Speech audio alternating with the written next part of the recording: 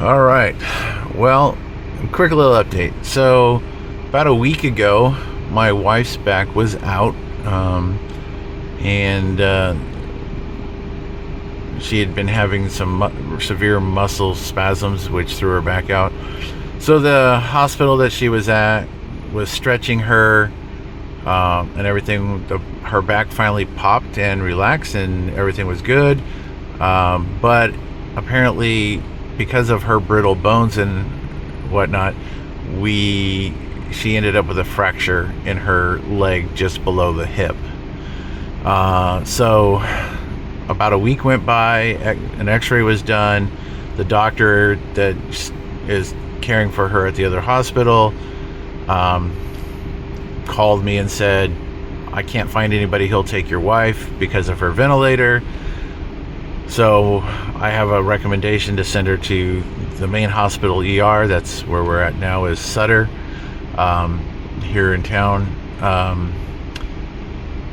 So I had given him the name of her surgeon that did her other leg back in 2020, but the pain got too severe, and Saturday my wife wanted to just come to the hospital. So Saturday night, 7 p.m., they transferred her over here to the main hospital. They took x-ray, CT scan, and found out she has a spiral fracture. So they called in an orthopedic surgeon who agreed to do the surgery. And what they ended up doing on Sunday was they put a full-length rod from the hip to the knee. So now it's completely stabilized, and she's going to be able to, go back to sitting in her chair all day. She won't have any issues. The doctor actually said most people start walking the next day. So that's where that's at. So today is Monday. So she had the surgery yesterday. It went well. They didn't see any complications. They do want to take some x-rays of her lower leg and foot because they're swelling, and they just want to make sure that there's not another break and it's just swelling from the upper part of the leg. But yeah, that's pretty much her health. So yesterday, I left during the surgery, did some running around, came back about 5 o'clock. She had been back in the room about an hour at that point.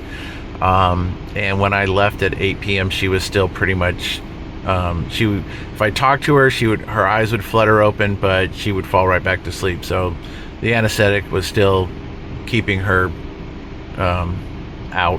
That, and I guess they gave her some pain meds. So it's just about 9:30 here. I'm gonna go up, and hopefully she's doing pretty good. Her room is actually right there in that corner,